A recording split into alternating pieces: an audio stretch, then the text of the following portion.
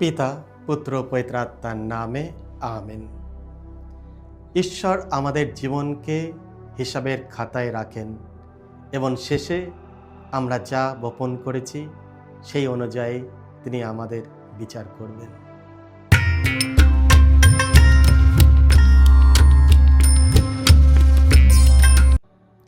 খ্রিস্টে আমার পরম প্রিয়জনেরা, আজ অক্টোবর মাসে 15 তারিখ বুধবার, আর আজকের ডেলি মান্না ঈশ্বরের বাণী প্রতিদিন নেওয়া হয়েছে লুক রচিত মঙ্গল সমাচার থেকে 11 অধ্যায় 42 থেকে 46 পদ।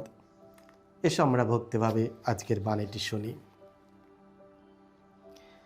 যিশু একদিন ফরিসীদের বললেন, হায় রে আপনারা ফরিসীরা, আপনারা তো আপনাদের পুদিনা, তেজপাতা আর চাষ করা যত উদ্ভিদের 10 ভাগ নৈবেদ্য হিসাবে দিয়ে থাকেন, অথচ ন্যায়নিষ্ঠা ও ভগবত প্রেমের দাবি আপনারা তাও উপেক্ষাই করেন।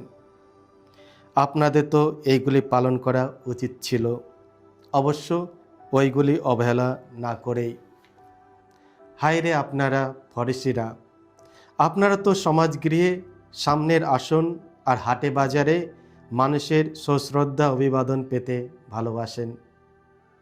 হায় রে আপনারা যেন সেই সমস্ত কবরের মতো, যা কারো চোখে পড়ে না, যার ওপর দিয়ে মানুষ নিজের অজান্তেই হেঁটে চলে যায়।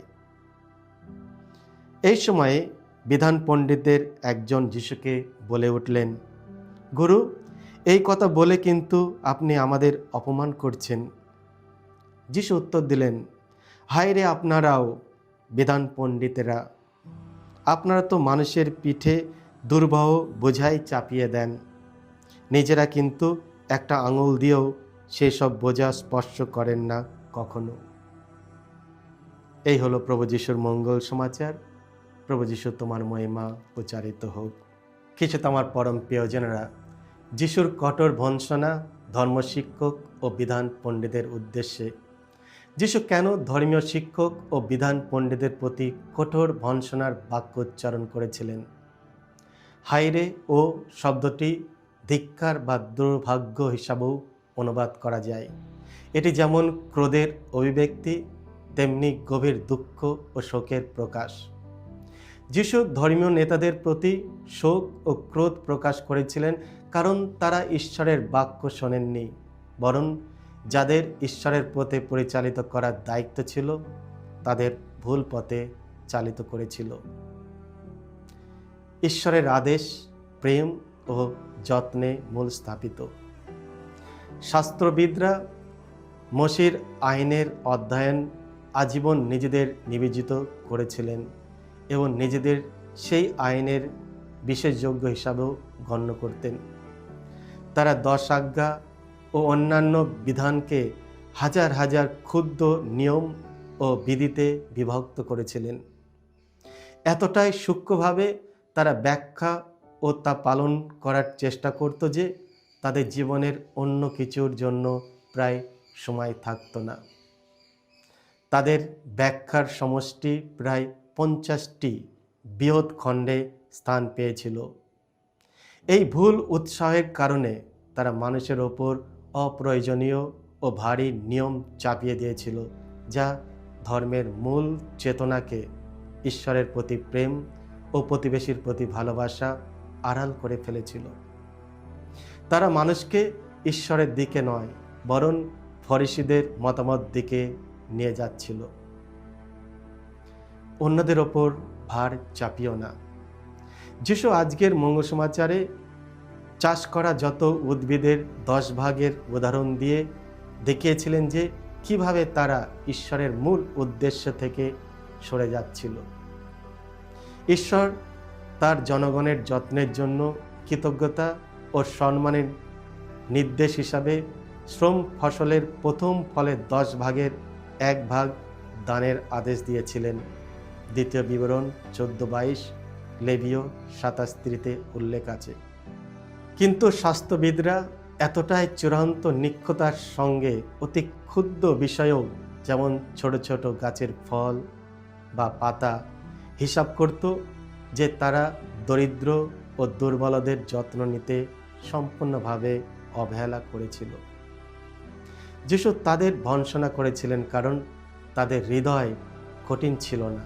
তারা অহংকার ও অন্যদের প্রতি অবজ্ঞার পূর্ণ ছিল। তারা অন্যদের ওপর অপ্রয়োজনীয় বোঝা চাপিয়ে দিয়েছিল, কিন্তু ভালোবাসা ও করুণা দেখাতে ব্যর্থ হয়েছিল। তারা ধর্মীয় আচার নিষ্ঠারভাবে পালন করলেও বাস্তব জীবনে প্রেম ও দয়ার চর্চা করত না। খ্রিস্টে আমার পরম প্রিয়জনেরা, চিহ্নহীন সমাধি, কঠোর তুলনা। যিশু কেন তাদের চিহ্নহীন সমাধির সঙ্গে তুলনা করেছিলেন? গণনা পুস্তক 19-16 অধ্যায় আমরা শুনি, কবরের সংস্পর্শে এলে একজন ব্যক্তি 7 দিনের জন্য ধর্মীয়ভাবে অশুচি হয়ে পড়ত। যিশু ফরিসীদের উদ্দেশ্যে এই উদাহরণটি ব্যবহার করে উল্টে তাদের আঘাত করেছিলেন। তিনি বলেন, যারা তাদের সংস্পর্শে আসে এবং তাদের স্বনির্মিত শিক্ষায় কান দেয়, তারা তাদের ভ্রান্ত মতবাদের দ্বারা আত্মিকভাবে দূষিত হয়। তারা অন্যদের কাছে ঈশ্বর সম্পর্কে ভুল ধারণা ছড়ায়। যেহেতু তারা চিহ্নহীন, তাই মানুষ তাদের ভেতরের পচন ধরতে পারে না এবং আত্মিক বিপদের কথাও বুঝতেও পারে না। ফরিসীরা যিশুর এই অভিযোগকে দ্বিগুণ অপমান হিসাবে নিয়েছিল। প্রথমত, তারা নিজেরাই ঈশ্বরের বাক্য প্রত্যাখ্যান করে আত্মিকভাবে অশুচি। দ্বিতীয়ত, আবার তারা অন্যদেরকেও তাদের বিষাক্ত খামি দিয়ে দূষিত করেছে। প্রেম অন্যদের বোঝা লাঘব করে। যিশুর এই শিক্ষার মূল বক্তব্য কি?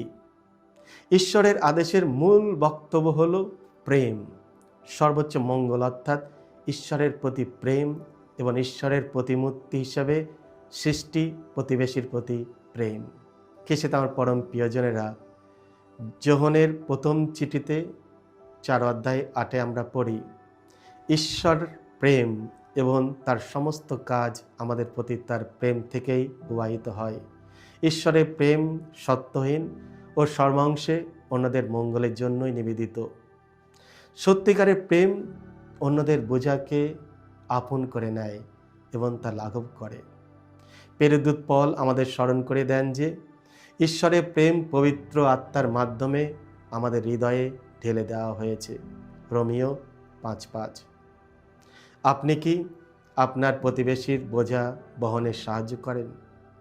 ঈশ্বর প্রতিদিন আমাদের যথেষ্ট কৃপা দেন যাতে আমরা তার মতোই প্রেম করতে পারি এবং অন্যের বোঝা লাঘব করতেও পারি, যাতে তারাও যিশুর খ্রিস্টের প্রেম ও কৃপা অনুভব করতে পারে। ঈশ্বর প্রতিদান দেন। আজকে প্রথম পাঠে প্রেরিত পল আমাদের একটি গভীর সত্য প্রকাশ করেছেন। তিনি বললেন, ঈশ্বর প্রত্যেককে তার কাজ অনুযায়ী প্রতিদান দেবেন। যারা সৎ কাজ করে তাদের তিনি অনন্ত জীবন দেবেন, আর যারা দুষ্টতা করে তাদের প্রতি তিনি ক্রোধ ও শাস্তি প্রদর্শন করবেন। রোমিও 2:6-8। এই উক্তি থেকে দুটি বিষয় স্পষ্ট।